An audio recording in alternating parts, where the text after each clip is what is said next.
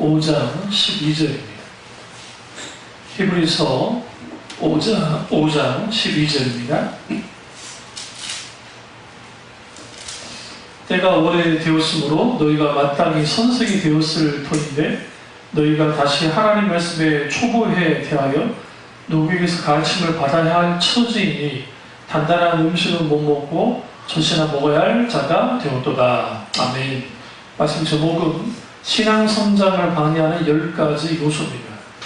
신앙 성장을 방해하는 10가지 요소라는 제목으로 우리 은혜를 나누려고 합니다. 지난주 우리가 병적 이와 상태에 대해서 쭉 제가 설교를 했습니다. 우리가 신앙생활 할 때 가장 치명적인 문제는 뭐냐면 영적으로 성장하지 못하는 겁니다. 우리가 중생의 체험을 하고 놀라운 하나님의 놀라운 성령의 역사를 경험했어도 그 다음에 차츰차츰 성장이 나아가야 되는데 성장하지 못하는 겁니다.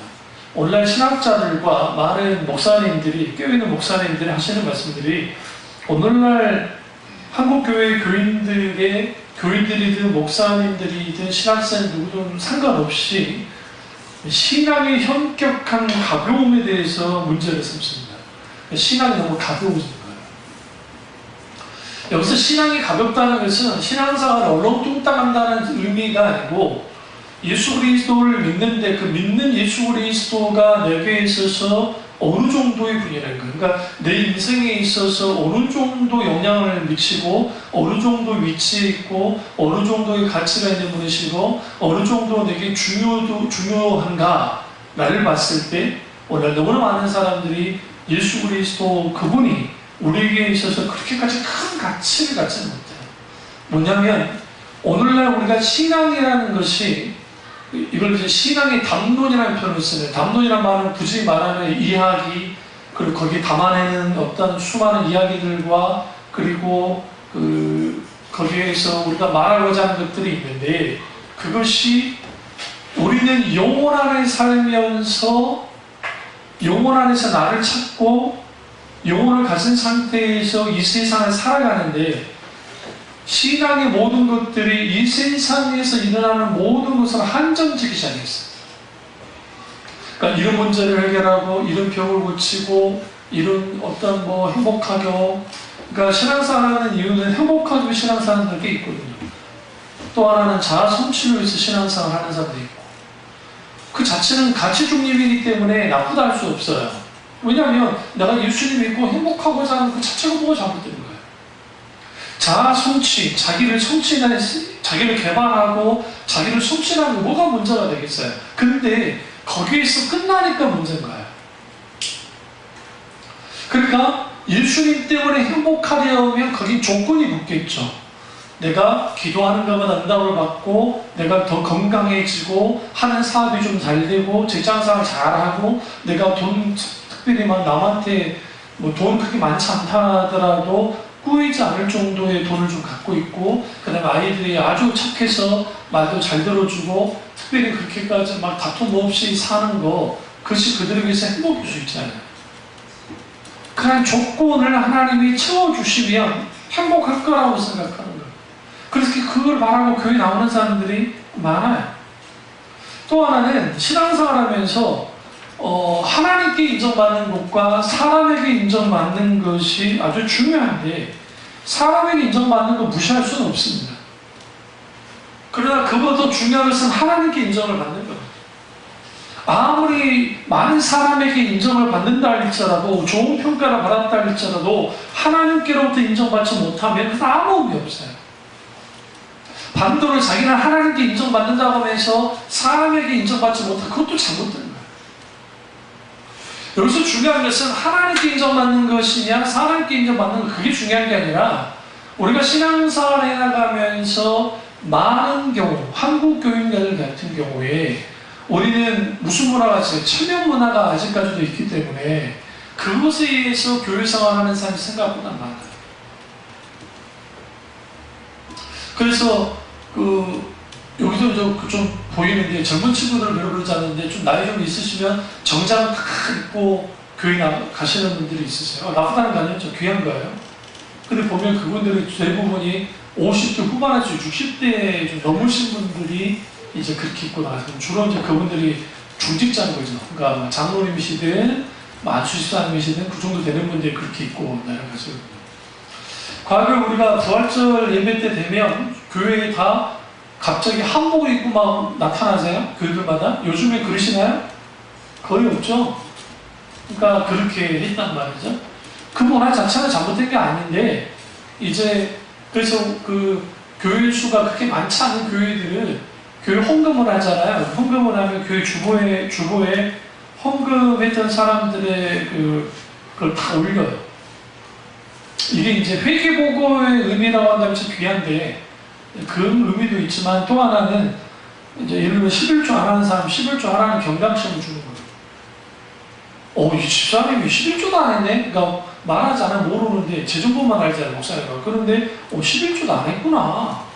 또 뭐도 안 했구나. 막 그럴 수 있단 말이에요. 그러니까 사람들이 이게 보이지 않는 그 압박감이 되니까 하기 싫어도 해야 되는 그런 것들을 주기도 하고, 또 하나는 이게 계급이 돼요. 야, 이래서 신앙생활 잘하고 있어? 내가 이렇게 잘한다? 이렇게 헌금 많이 하고 있어? 막 그런 것들. 그런 것을 통해서 뭐 하기 시작하느냐면, 사람의 평가가 가장 중요하게 여겨지는 거예요. 우리도 이제 안수 집사님과 권사님들을 뽑아야 되는데, 그때는 이제 투표해야 돼. 목사님 마음대로 하는 게 아니에요. 제적수의 3분의 2가 이제 적어도 이걸 허락해야 됩니다. 라고 하면, 그 다음에 노예 허락을 받아서 이제 기교회가 되면 노예 이제 보고하고, 노예 허락이 떨어지면 이제 권사님이 되고, 안수집사님은 이제 안수도 받아야 되니까 이제 그렇게 하는 거죠. 시험도 보고. 그러니까 그런 것들이 있는데, 그러니까 사람한테 잘해야 돼요. 사람한테. 그 사람들 잘 보기 위해서 막 그렇게 하다가 이제 직분을 딱 받잖아? 그럼 얼굴이 탁 변하는 거예요. 장로님들 갑자기 목사를 견제하고 목사가 써봐야 된다고 생각하는 이 어리석은 장로님들이 있단 말이에요. 그럼 신앙생활을 방해하는, 신앙 성장을 방해하는 10가지 요소가 있는데, 대표적인 게 이제 쭉 말하겠습니다만, 10가지는 내가 이제 들지 않았지만, 그게 그 소위 말하는 하나님의 평가보다는 사람의 평가를 더 중요시합니다. 그러다 보니까 뭐가 되어지느냐? 사람들이 원하는 것만을 가지고 나가는 거예요. 제가 어저께 하도 덥길래 부처님의 말씀을 듣고 싶어서 BBS를 들었어요. 하도 덥길래 이제 목사가 하려고 하는 거죠. 근데 갑자기 스님들이 내보라는 거예요. 불교. 부처님이 이렇게 말씀하셨어 하면서 불교를 이게 난 정말 충격받았어. 조계종이, 그것도 가장 보수적이라고 하는 조계종이 있어. 그러면서 이제 그거 관련된 음악, 불교 음악이 대가라는 분이 나와가지고 이만을 하더라고요. 그건 기독교 똑같은 말이에요. 우리 스님들이 랩으로 하든 재즈로 하든 뭐 팝을 하든 뭘 하든 그걸로 부처님의 불교를 하는 거는 참 좋다고 생각합니다. 그런데 거기는 반드시 부처님의 말씀이 담겨져 있어야 됩니다. 그것만 잊지 않으시면 나머지는 다 뭐 그런 도구이기 때문에 상관없다. 그러니까 스님들이 랩을 하는데 얼마나 잘하는지 몰라. 왜? 나무와미 탑을 완전모사 계속 하시는 분들이잖아요. 기본이 랩이잖아. 온율이 좀 있지만. 그러니까 불교를 배우신 분들이랑 랩을 잘해요. 그걸 대회를 하는 거예요. 스카다나 근데 대회를 해가지고 거기서 수상과 그게 세계 톱뉴스에도 나오겠다네요. 우리는 몰랐었는데 그게 갑자기 생각나네. 그쪽에 10대 이슈 중에 하나도 있다고 하면서 그 조계종 스님 한 분이 이제 그걸 막 설명하면서 자랑하시더라고요. 기독교는 없나요? 기독교 랩 들어온 지 옛날이고, 감리교 암호교 목사는 지금 소위 구 암호교 목사는 트로트 목사예요. 트로트. 예수님은 아무나 믿나, 예수님은 아무나 믿나, 궁짜자 궁짜, 궁짜자 궁짜. 믿음도 네 박자야? 오늘날의 세대가 다원화됐다고 하니까 이제 그 부분 신앙의 방향 요소 중에 그 시대의 사조인데요. 그 시대의 사조에 끌려서 그러다 보니까 무슨 일이 벌어지냐면 그 시대가 지향한 바를 그대로 교회가 따라가요. 이 사람들은 이렇게 말해요. 그 도구다. 트로트라는 도구, 랩이라는 도구를 가지고 사람들과 저쪽저쪽 한 게 그게 뭐가 잘못하는 거예요. 뭐가 잘못된 것이냐. 우리 교회 안에 락 음악, 이게 이제 저도 기타 배울 때 좀 주저했던 게 주법 중에 슬로우 락이 있고, 그 다음에 여기에 이제 막 락 주법 같은 게 있어요. 지금 해놔야 못해, 늙어가지고. 그 주법을 내가 칠라면 힘들어서 못하는데. 근데 그러한 것들이 한국교회는 너무나 많은 경우 음악 같은 거 너무 많이 들어와 버렸어요. 불교가 하고 있다는 데 제가 충격을 받았어요. 그럴 수밖에 없는 게 우리나라는 불교가 대중불교이기 때문에 이게 가능해요. 대중불교는 대중이 원하는 대로 바뀌어져 갖고 교회마다 그렇게 되어버렸어요. 그러니까 오늘날 신자들의 신앙 성장이 없어진 이유는 마땅히 진리 안에서 지켜져야 될 것들이 무너진 거예요. 대표적인 게 술이에요. 그러니까 술 먹는다고 지옥 가지 않아요. 술 마신다고 무조건 믿음이 없다고 할 수는 없어요. 무슨 말씀인지 아시죠? 술 안 먹는다고 그 사람이 술 안 먹고 담배 안 피운다고 믿음이 좋은 것도 아니에요. 그건 기본에 불과해요. 이건 기본이에요, 기본. 아주 기본 중에 기본이라고요. 근데 한국교회는 술 안 먹고 담배 피는 것이 믿음 좋은 것의 그 위치에 서 있어요. 왜 이런 일이 벌어져 버렸냐면, 술을 먹는다 안 먹는다, 담배를 핀다 안 핀다, 그게 중요한 게 아니고 그건 2차적인 것이고, 중요한 것은 내가 하나님과의 관계 속에서 하나님을 내가 믿어요. 내가 하나님을 믿는데 그 믿는 하나님께 내가 이제 신앙생활 나갈 때 그것이 덕이 되느냐 덕이 되지 않느냐, 또 내 신앙에 이게 유익하느냐 유익하지 않느냐예요. 그럼 이렇게 말하죠. 유럽이나 미국이나 그러다 보면 교인들 다 술 먹는다. 그 뭐가 문제냐.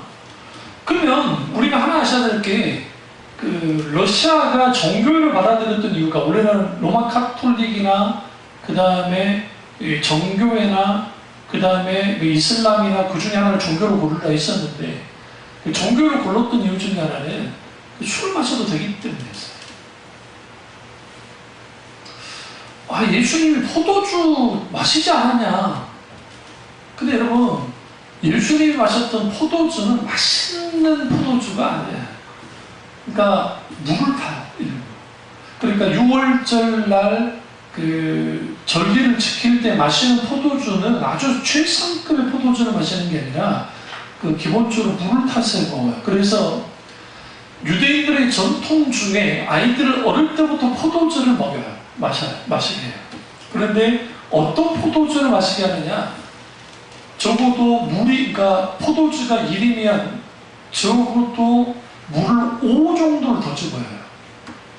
그게 얼마나 맛이 없겠어요. 차라리 그냥 포도 주스 먹는 게 더 맛있을 거예요. 그런데 애들이 그걸 먹게 만들면서 뭐 하지 못하다 만드냐면, 술을 마셔봤자 맛없다는 것을 어릴 때부터 키워나가요. 맛없다. 왜? 구약에서도 술 취함의 문제에 대해서 말하고 있기 때문에, 노아의 실수가 술 취함이었기 때문에. 그래서 정통상 술 취함을 크게, 그러니까 아주 막 그렇게 관대하지 않아요. 어떤 보면 관대한 것처럼 느껴지는데 그렇지 않아요. 그러면 우리가 단순 술, 담배를 말하는 것이 아니라, 그뿐 아니라 세상 문화가 주는 것들이 있어요. 여기 지금 말씀의 초목 가운데 돌아갔다 했잖아요.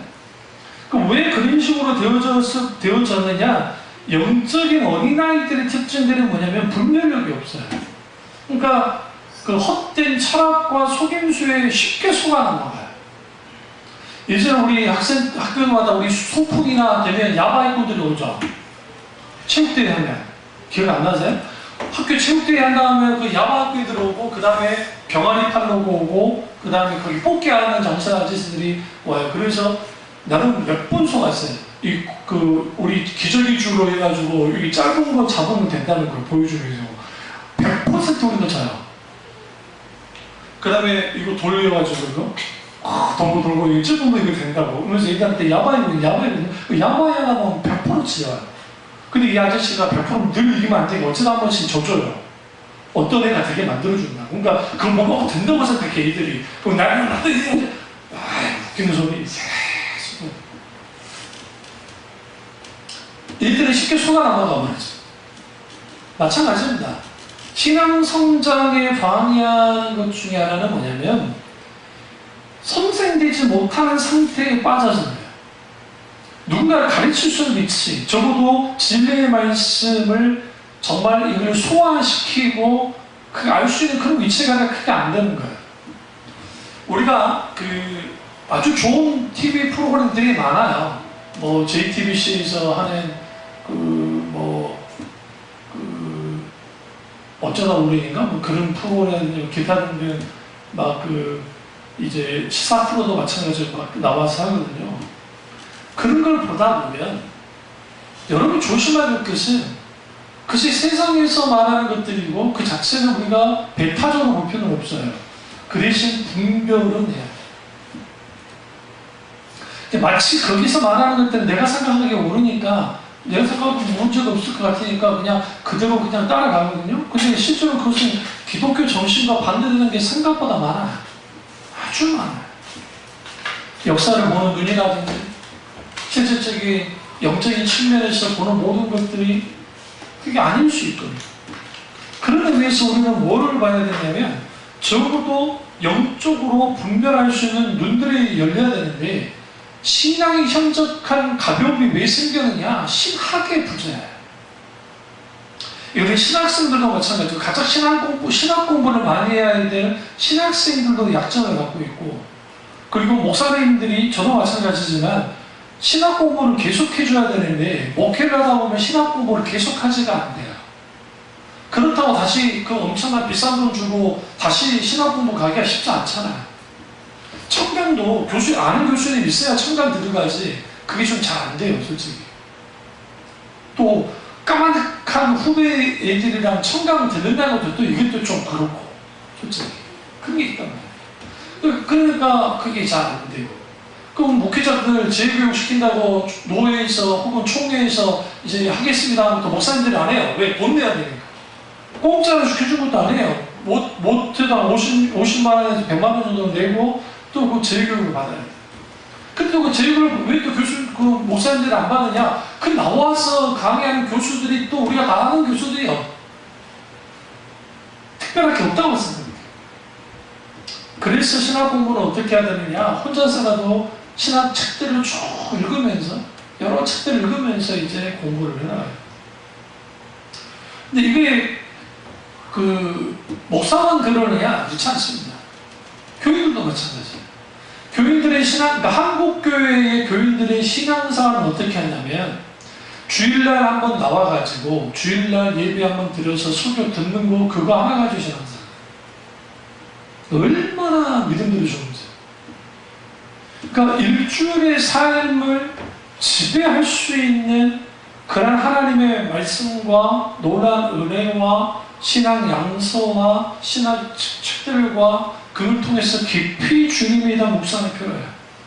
이 세상은요, 여러분, 서강대 아주 유명한 철학자 그분 교수님이 계시는데, 그분이 재밌는 말을 했어요. 남들 논다. 타강대 교수님이신데 아주 깊이가 있습니다. 물론 깊이 있지만 그분이 믿는 분은 아니기 때문에 거기는 이제 받아들이지 않을 것도 있긴 하지만 그래도 아주가 합니다. 그러면서 늘 노는데 그래도 거기에서 깊은 사유를 해요. 철학자니까. 신앙생활할 때에 신앙생활의 전반에 뭐가 흘러나가야 되냐면 하나님에 대한 깊은 사유가 필요해요. 사유한다는 말은 무슨 말인지 쉽게 말하면 생각하는 거예요. 하나님에 대한 생각을 가세요. 하나님이 내게 이런 하나님이신데 내게 어떤 하나님이신가?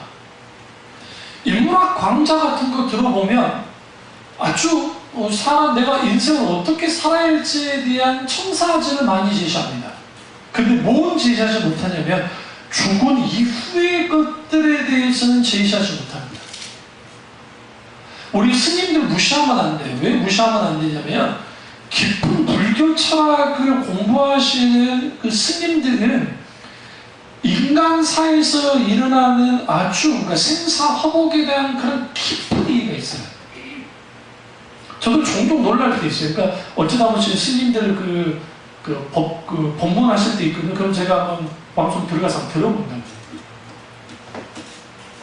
근데 재밌는 게 그분들이 하는 말들이 화이트헤드라든지 서양 철학자들이 했던 말과 비슷한 말들을 해요. 뭐냐면 동서양을 막론하고 인간에 대한 깊은 이해를 하다 보면 그게 과정신학인데 과정철학이라는 표현도 쓰는데 그런 철학들에 대한 것들을 가지고 그 담론을 가지고 나와요. 물론 불자들이 대부분 좋습니다.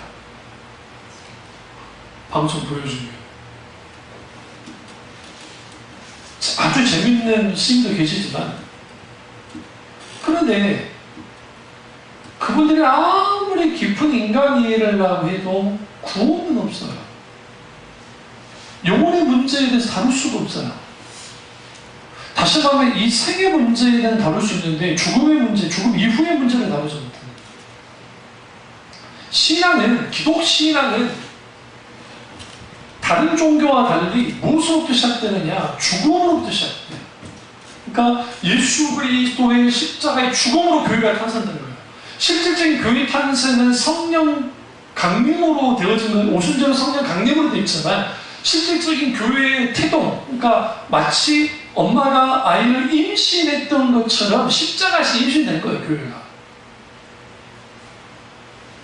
그리고 그 죽음으로 말미암아 예수 그리스도의 하나님이신 예수 그리스도의 죽음으로 말미암아 교회가 시작됐고 여기에 성도의 영원한 삶이 시작됩니다. 그래서 우리는 성령의 조명 속에서 중생의 체험을 통해서 인격적인 하나님의 경험에 내가 죽어주는 경험이에요. 십자가에서 내가 죽어주는. 그래서 기독신앙의 출발은 죽음으로 시작돼요. 죽음으로부터 시작되기 때문에 모든 종교는 죽음을 향해 달려가지고 우리는 이미 죽은 것으로 시작돼요. 영적으로 죽었다는 거야. 이제는 내가 사는 게 아니라 갈라디아 2장 20절에 내가 그리스도와 함께 십자가에 못 박혔나니 이제는 내가 사는 것이 아니요 내 안에 그리스도께서 사시는 것입니다. 내 안에 그리스도가 사시는 것 그것이 인생이에요. 그게 신앙생활이라는 거예요. 근데 신앙생활 하면서 왜 현격하게 가벼워져 버렸냐면 진리의 말씀이나 무지함도 있고 성경 말씀을 공부하지 않는 것도 있고 더 중요한 것은 뭐냐면 인격지신 하나님을 경험한 적이 없다는 거예요. 그럼 어떻게 신앙생활을 하냐? 종교적인 체험, 종교적인 어떤 감동 그 정도 가지고 신앙생활을 하는 거예요. 그게 필요 없다는 것이 아니라 그것도 중요하지만 우리 속에 반드시 우리의 신앙을 바로 세울 수 있는 부분이 있어야 된다는 거예요. 신앙 연륜과 영적 성숙은 결코 비례하지 않습니다. 결코 비례하지 않습니다. 교회 오래 다녔다고 해서 신앙이 좋으라는 보장이 없습니다. 이게 문제예요. 초신자들은 간질수 믿었으니까 어릴 수 있어요.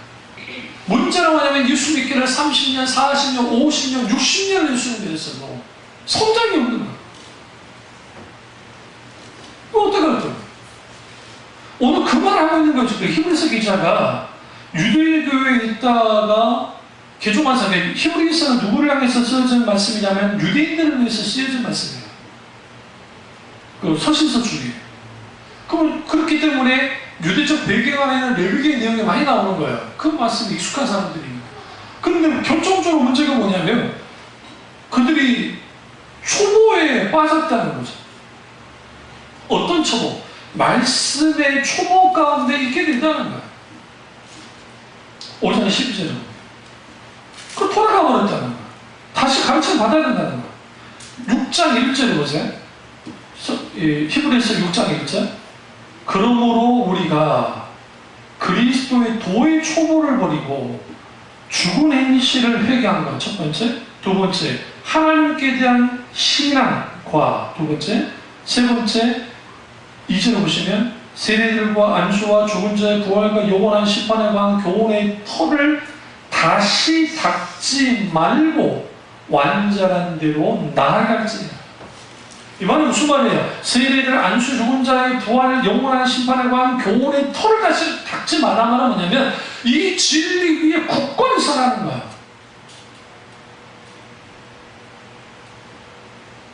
이게 있어야 되는데 이러한 것들이 나지 않는 거죠. 왜? 영적으로 성장하지 못하는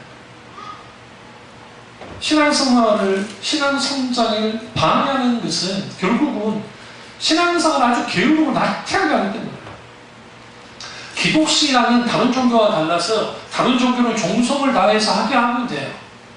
그리고 종교적 깨달음만 좀 갖고 종교적 체험만 좀 하면 돼요. 기독신앙은 달라요. 인격체신 하나님과 나와의 관계가 분명하게 있어야 되고 그 속에서 성령의 비추심 속에서 진리가 발견되고자 그리고 그것이 내 삶에 실질적으로 영향을 끼치다. 그러면 여기서 말하는 이 선생이라는 표현은 이걸 다 이제 넘어가겠어요. 일단은 구체적으로 한번 가보시면요. 10가지 신앙성장의 10가지 방해하는 요소는 개혁주의 신학자인 안시 스프롤이라고 하는 분의 기독교의 핵심 진리라는 책에도 있습니다.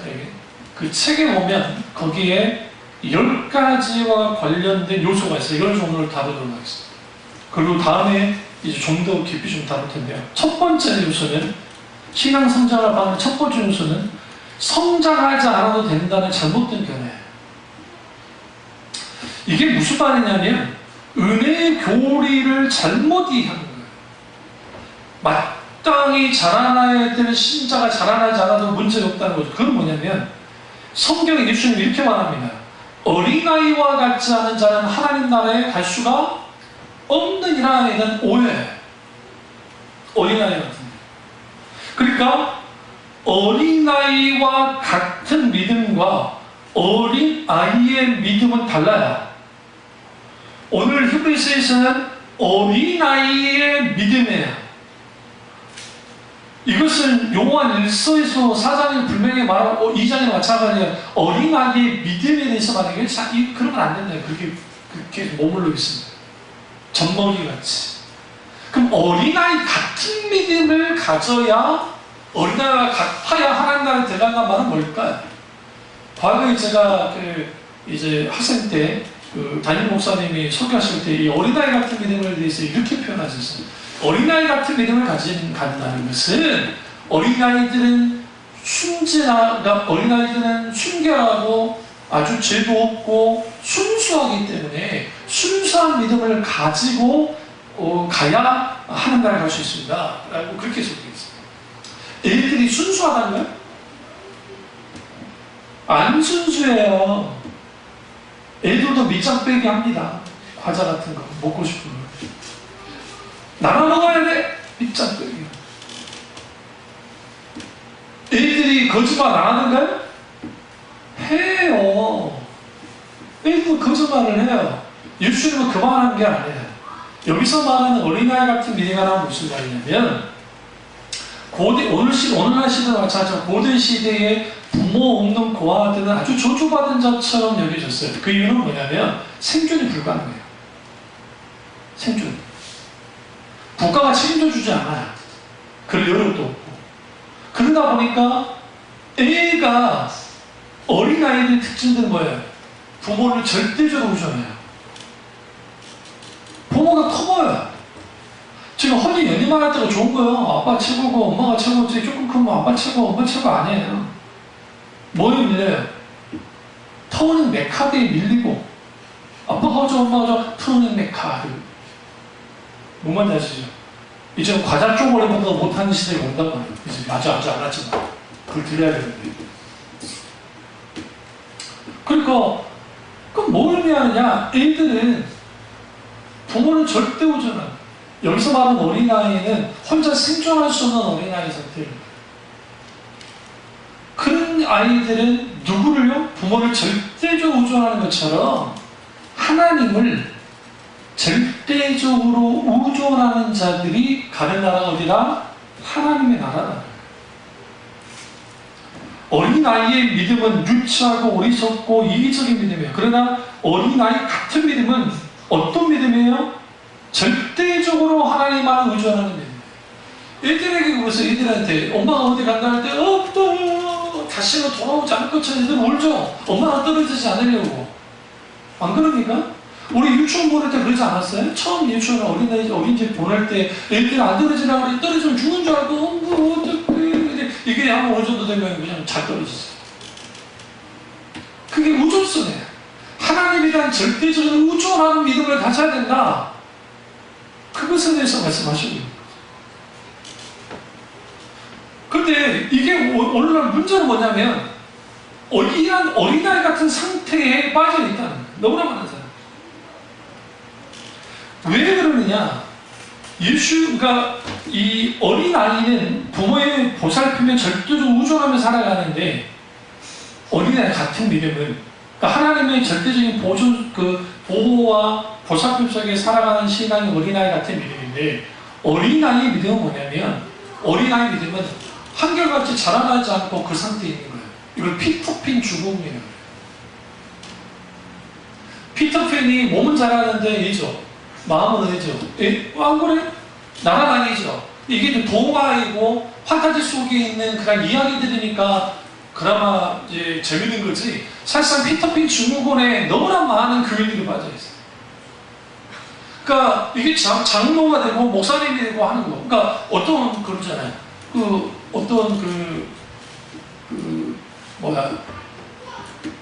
어떤 사람이 신학교를 갔는데 실제로 있었던 일이에요.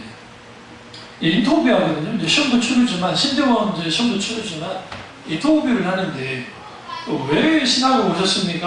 라고 하니까 나이가 좀 들어서 왔어요. 효도하려고 왔습니다. 놀란 거예요. 교수님이. 효도하니요. 무슨 이렇게 하나님께 효도하려고 한 줄 알았는데 생각하고 이제 기대를 가졌는데 우리 어머님께 효도하려고 왔습니다. 무슨 말인데요? 어머니의 정말 한 가지 진정한 소원이 있는데 그게 뭐냐면 아들이 목사 되는 거거든요. 그래서 어머니께 효도하려고 왔습니다. 교수님 붙여줄게요? 안 붙여줄게요? 안 붙였어요. 효도는 그렇게 하지 마십시오.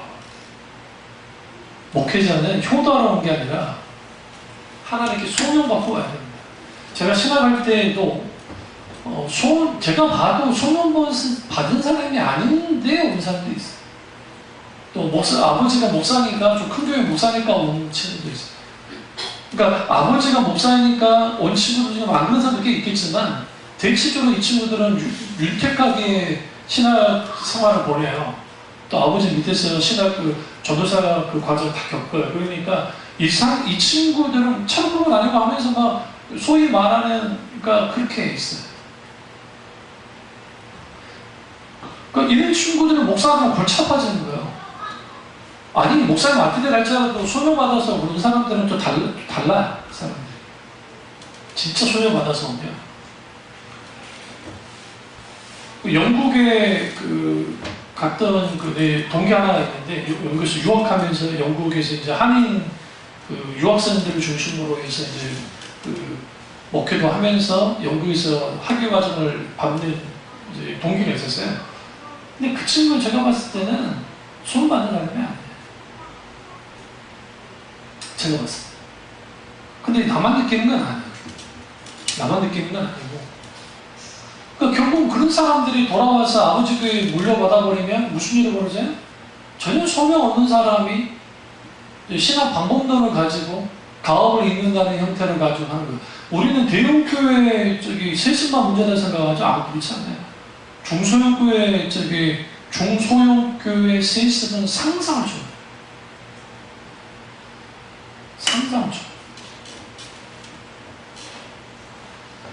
그러니까 우리가 성장하지 않아도 된다는 이런 잘못된 오해들, 그리고 또 하나는 이게 왜 생겼냐면 신앙생활을 오래 했는데도 자라나지 않는 게 일반적이라는 거예요. 그러니까 그러한 벽들이 생겼어요. 그러니까 신앙생활을 오래 했는데 권사님들도 장로들도 다 됐었는데 그 신앙이 그렇게 자라지 않더라는 거야. 좀 은혜 받으면서 잘한 듯 하다가 다시 돌아가더라는 거죠. 이러한 것들이 한국교회 안에 계속적으로 있다 보니까 무슨 일을 벌어야 되냐, 영적인 어린아이가 넘쳐나. 이걸 이제 심리학에서는 이걸 성인아이라고 해요. 성인아이. 성인아이 증후군이 특징이 있는데 그건 뭐냐면 아주 이기적이에요. 자기중심적이에요. 그리고 모든 자기 말만 하고 그래. 그러니까 말로 다 해버려요. 신앙생활은 자기 말로만 해. 그러니까 말만 들어보면 그 사람이 아주 거룩한 사람 같아. 거룩하게 신앙생활 하는 것 같아. 실제로 그들의 삶들은 그렇지 않고 전혀 그렇지 않거든. 고린도서 13장 11절 보면 내가 어렸을 때는 말하는 것이 어린아이 같고 깨닫는 것이 어린아이 같고 생각하는 것이 어린아이 같다가 장성한 사람에 대해서는 어린아이 일을 버리노라. 이 말씀을 좀 바꿔보면 이거예요. 이제는 깨닫는 것이 어린아이 같지 않고 생각하는 것이 어린아이 같지 않고 말하는 것이 어린아이 같지 않는 일들이 우리 가운데 일어나야 돼요. 그게 성장한 사람이에요. 고린도서 14장 20절에 보면 형제들아 지혜는 아이가 되지 말고 악에는 어린아이같이 되라. 어린아이가 되라. 지혜에 장사한 사람이 되라 라고 합니다. 여기서 지혜는 아이가 되면 안 돼요. 악에 대해 있어서는 어린아이가 된다는 거예요. 애들한테 그러죠. 이거 위험해, 이거 안 돼. 그래, 나 안 하죠. 정확하게 하면 어른들보다. 죄 짓는 데에서는 아주 미숙해야 돼요. 근데 오늘날 세상 살아갈 때 아주, 그러니까 이거죠. 아주 소위 말하는 그러니까 뭐라고 그래요. 계산적으로 막 잘 살아가는 사람들이 교회 안에서 그렇게 하지 않을까요? 제가 목사 가운 막 사고 했을 때 그때 한참 이제 기독교하고 그때 괜찮을 때잖아요. 근데 그때 강남 터미널에 이제 그때가 많거든요. 서구가는. 그 가서 이제 가운을 사는데 세상에 거기서 이제 하도 노인 목사님이 소개시켜준다 해가지고 몇 군데 들려가지고 가격 좀 보고 살기 때문에 그럴 수가 없었어요. 그럼 그 사람한테 두 개를 샀거든요. 지금도 입고 있는데 검정가와 하얀 거를 샀어요. 그 당시 돈으로 45만 원이 가지고 바가지를 쓴 거예요. 바가지. 소위 선물이라고 하면 선물을 해준다고 합니다. 아이고 동기 목사들이 날라는 거 그렇게 비싼 거잖아요. 지금 얼마나 좋고요. 몇천만 원이 될 수가 있다. 그러니까 그 판매하는 사람이 장로 권사예요. 개척교회 목사 등을 치는 거예요. 뭔지 아시죠? 개척교회 목사의 등을 치는 자기는 하나님 사업한대 그러는 거. 그게 무슨 하나님 사업이에요? 그렇지 않아요. 무슨 말씀 드리려고 하냐면 오늘날의 교인들이 영적으로는 어린아이인데 아주 이해관계에 있어서는 아주 그냥 정말 약사빠요. 약사빠요. 어떤 목사가 유명한 목사냐? 약사빠는 목사입니다. 오늘날. 그러니까 막 교인들 집도 막 알아봐주고 해가지고 막 집도 살 수 있도록 만들어주고 막 해가지고 뭐 옛날에는 막 몰래 딱지 같은 거, 아파트 딱지 분양권 몰래 딱지 먼저 해가지고 딱지를 사가지고 먼저 해가지고 교인들 나눠주고 하는 그런 능력이 없어요.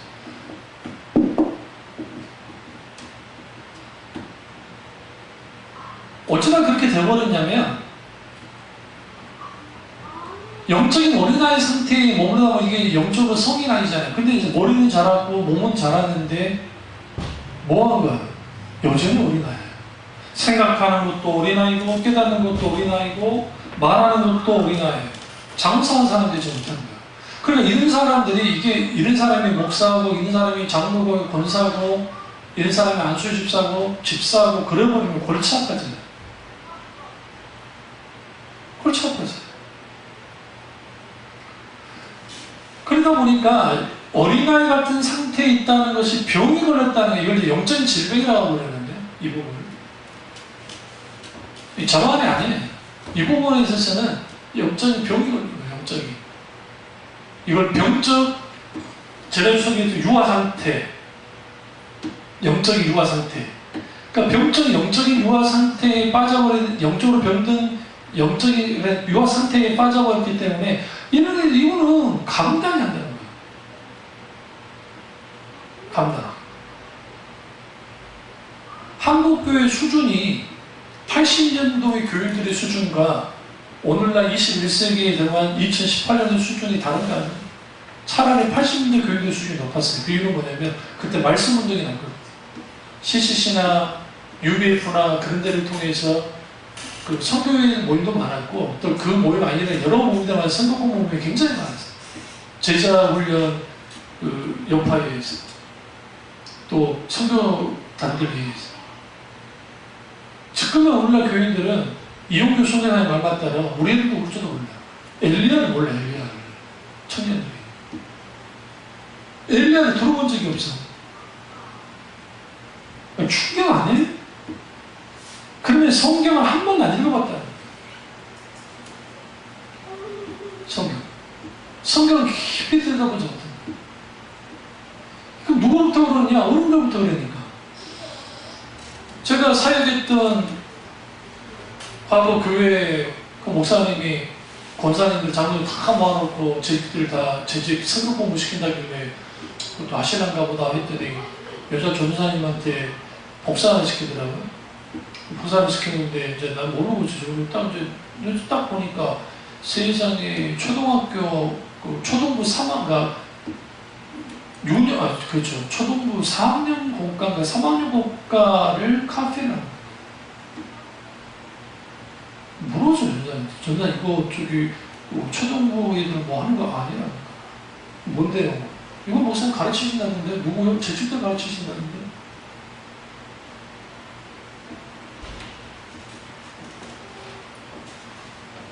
아니 본인이 교재를 만들어서 하는 것도 아니고 그냥 복사해가지고 대충 가르치겠다는 거예요. 그럼 그 교회 교인들의 영적 수준이라는 게 초등학교 3학년 안 돼요.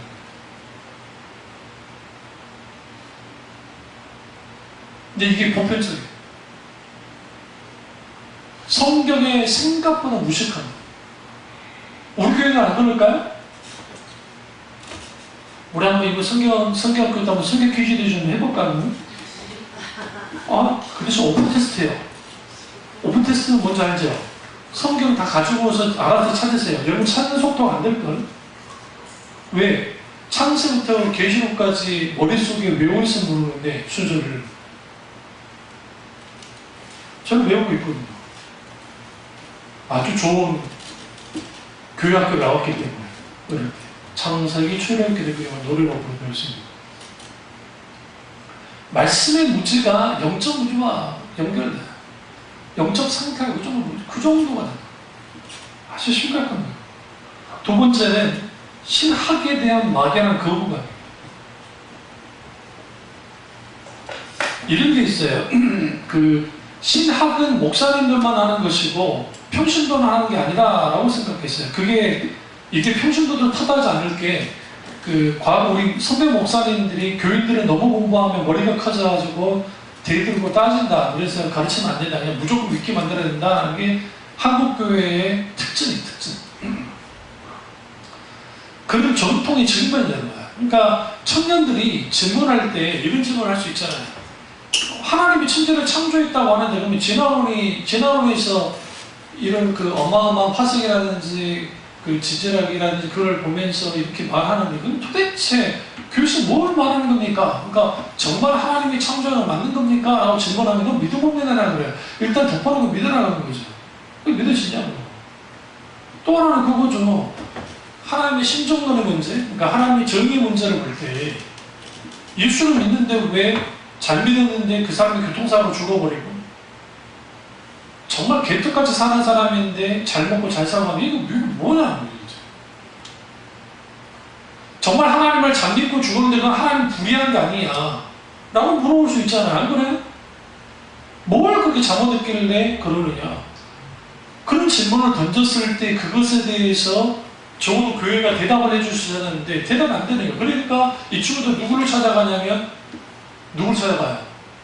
대학교들마다 앞에 많이 생긴 바로 정카드 하는 데 가는 거예요. 무당한테 가는 무당한테. 나국제가 어때요? 이거 어때요? 그게 안 되면 소위 말하는 이제 그 지성인이라고 하는 사람들의 어떤 그 한쪽을 치우쳐 있는 그러한 지식들이 들어가니까 얘들이 결국은 그거예요. 예수 교회가 어째 뭐 별게 없네. 대답을 그러죠. 그걸 왜 그러느냐? 목회자의 신학 역량의 부족이 일단 신학의 역량의 부족이고 또 하나는 교인들이 신학 그 자체에 이걸 경시해요. 자기들과 전혀 상관없는 거라면서. 이게 부끄러워. 이게. 여러분이 신앙사람들 신학책 한번 읽어본 적 있어요? 여기 세고 쓰는 거예요, 신학책. 그것도 안 볼걸요? 왜? 봐도 졸릴 거니까. 그래서 그 신학책을 읽는 게 부담스러울 것 같으니까 제가 그래서 책을 쓴 거예요. 그 신학적인 배경 안에서 그 책을 풀어서 여러분이 읽을 수 있도록 해준 거예요. 근데 거기는 제가 신학적인 그러니까 용어를 쓰지 않았을 뿐이에요. 여러분이 그 용어에 생소하니까. 신학 용어를 쓰지 않았을 뿐이지 사실상 그 안에 뭐가 담긴 신학이 담긴 거예요. 김관준 목사님 그 강좌라든지 설교라든지 어떤 거 들을 때 여러분이 왜 어려울 수밖에 없냐면 특히 강좌 같은 경우에 신학 용어를 거침없이 쓰죠. 그 이유가 딱 하나예요. 신학 용어를 만약에 풀잖아요. 풀면 왜곡이 됩니다. 그래서 뭘 잔재하고 하냐면 그러니까 까리타스의 하나님의 사랑, 까리타스는 희생적인 사랑, 하나님의 이거 아카페적인 사랑이 라틴어로 까리타스라는 표현을 써요. 그러면 그런 용어들을 딱딱 사용하는 이유는 뭐냐면 그 듣는 대상이 목회자나 신학생일 수도 있지만 그런 용어 하나가 주는 그 중요한 그 의미가 있어요. 이게 교부들의 책이나 그 신학책들을 읽다 보면 그런 게 딱 담겨져 있어요.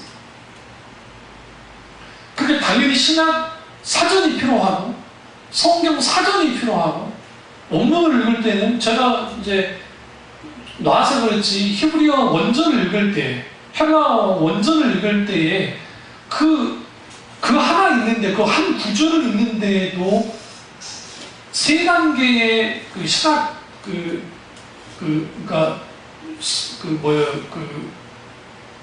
사전이 필요해요. 사전. 근데 그게 우리나라 한국말로는 번역이 안 되면 영어로 되어 있어요. 그럼 영어를 제가 잘하는 사람은 아닌데 저도 그 정도 읽을 수 있어요. 그 읽을 수 있는 게 뭐냐면 신학적인 용어이기 때문에 그게 그렇게까지 어렵지 않아요.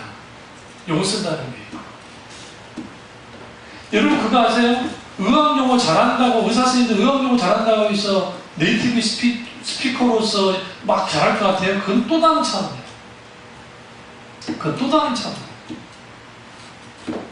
그러니까 제가 제 교수님들, 제 의사 교수님 중에 강의할 때 영어로 강의를 하셨거든요. 영어가 거의 90%고 10%가 한글을 말해요. 이 들어야 되는데 이게 잘 들리잖아요. 근데 이제 안 들려요, 솔직히. 잘 안 들리는데. 근데 놀라운 것은 신학 예습을 하잖아요. 예습을 하면 좀 놀랍게 들려요. 그게 어떤 의미로서 어떻게 해서 깊이 안 되면 그렇게 늘 녹채 있다고 생각합니다. 녹채를 해서 다시 들었어요. 그리고 사전을 찾는 거죠. 사전을 찾아가는 거죠. 아, 이거였구나. 이런 의미가 있었구나. 근데 놀라운 것은 그런 신학 공부를 했을 때 그 신학 공부가 아주 유익했었잖아요. 한국말로 번역돼서 나와서 교수님 입에서 나온 것과 어쨌든 그 신학 그대로의 내용을 일일이 갖고 나왔기 때문에 풍요로울 수밖에 없어요. 그런 거가 잘하진 않는데 제가 무슨 말씀 드리려고 하냐면 우리가 신학이라고 할 때 이 신학에는 자유주의 신학과 보수적인 신학이 있는데 그러니까 회의적인 신학, 그러니까 자유주의 신학 때문에 사람들이 다 하는 거죠. 목사님들도 그런 걸 읽지 말라. 절대로 읽지 말라. 제가 마르크스 자본론을 읽으려다가 잡혀갈까봐 못 읽었었거든요. 그러니까 금서였거든요. 80년대. 내가 학생 때 읽고 싶었어요. 왜? 대학교 형들이 그런 거 있다고 읽으라고 그러거든. 데모했던 형들이. 서울에서 다니다가 방학 때 내려오거든요. 그럼 그 형들이 가르치는 그거예요. 데모가 가르치고 교회와. 교회에서 그랬다. 그처럼 먼저 안 읽기는 잘했어요. 왜냐면 그 소화시킬 수 있는 능력이 없었기 때문에. 근데 그 양서들, 기독교 양서들을 쭉 읽었고, 그 다음에 소위 말하는 자유주의적인 글들도 읽었어요. 많이 막 흔들렸댔잖아요.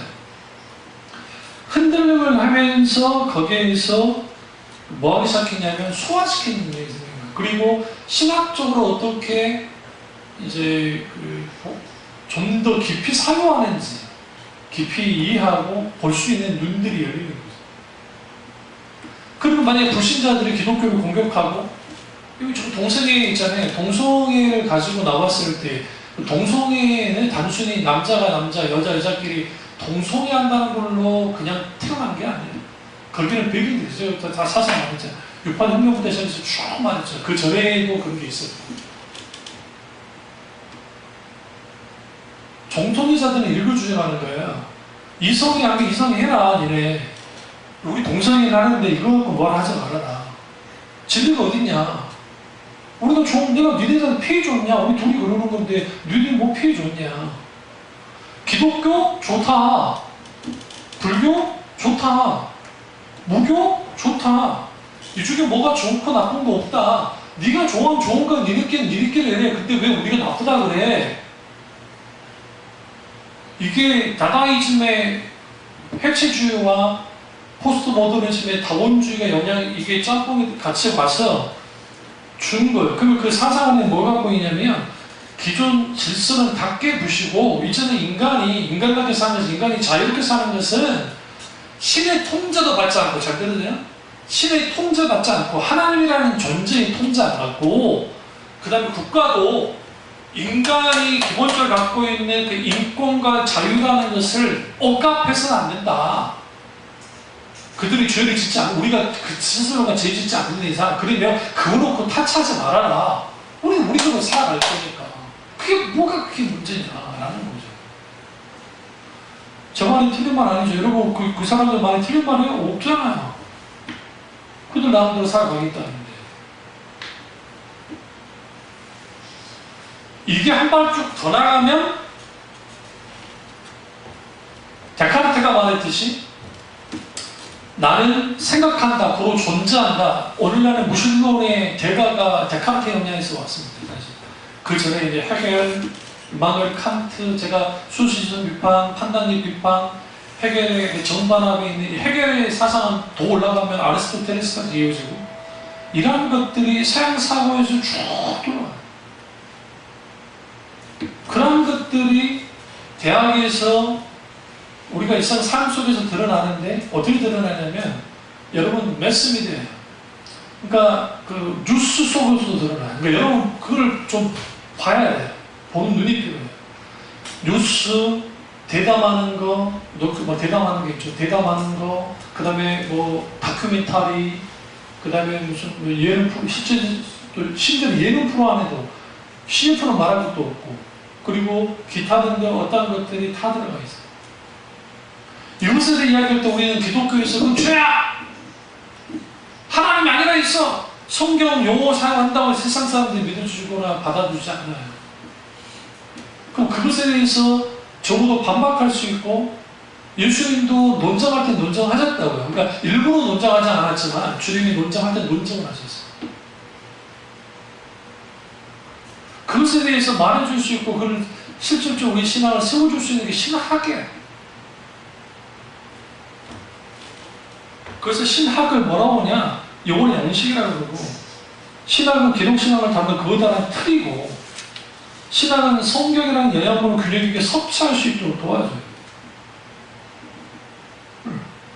주로 이단이 누가 되냐면, 신학적으로 부재된 사람들이 이단이 돼요. 신학이 긍정적인 것이 뭐냐면, 잘못된 길을 갔을 때 탁 빨리 알게 하고 다 돌아오게 됩니다. 근데 신학의 또 약점은 뭐냐면 이게 신학이 좀 더 이걸 이제 주제주의라고 하는데 그 지성으로만 쭉 가버리면 이게 뭐까지 가게 되냐면 주지주의라는 표현을 쓰는데 이게 이론과 사상으로만 무장적으로 끝납니다. 그러니까 이데올로기예요, 이데올로기. 그러니까 광화문에서 기독교인인데 광화문 같은 데서 막 태극기 흔들었던 분들 있잖아요. 네? 근데 막 하나님 거기 십자가하고 성조기를 같이 달고 막 이거 정말 경악스러운 거예요, 이게.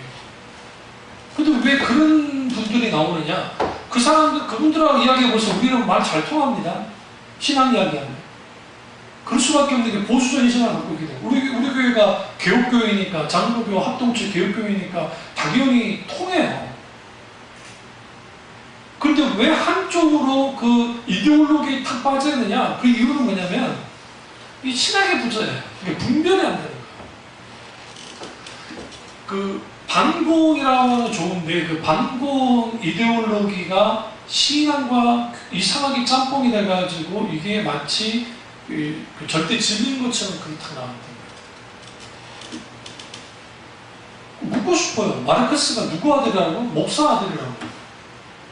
공산주의가 어디서 나왔어요? 성경, 사도행전에서 나왔어요. 사도행전 2장에서 나왔어요. 공동생산, 공동분배.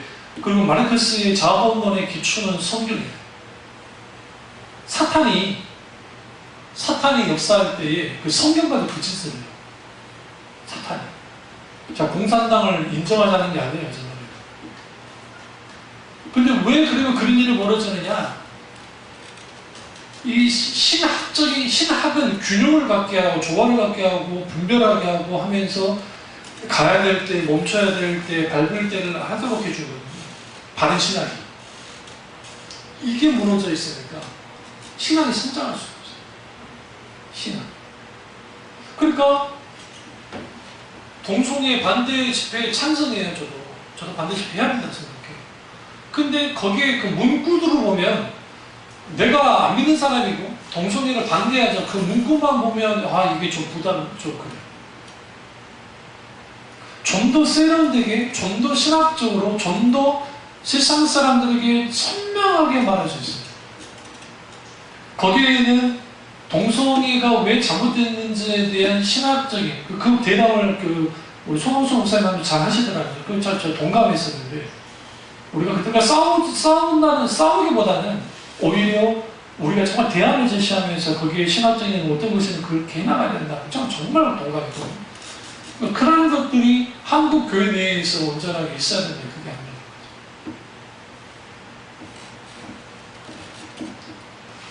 그래서 올바른 신앙 생활 없이 올바른 신학 불가능합니다.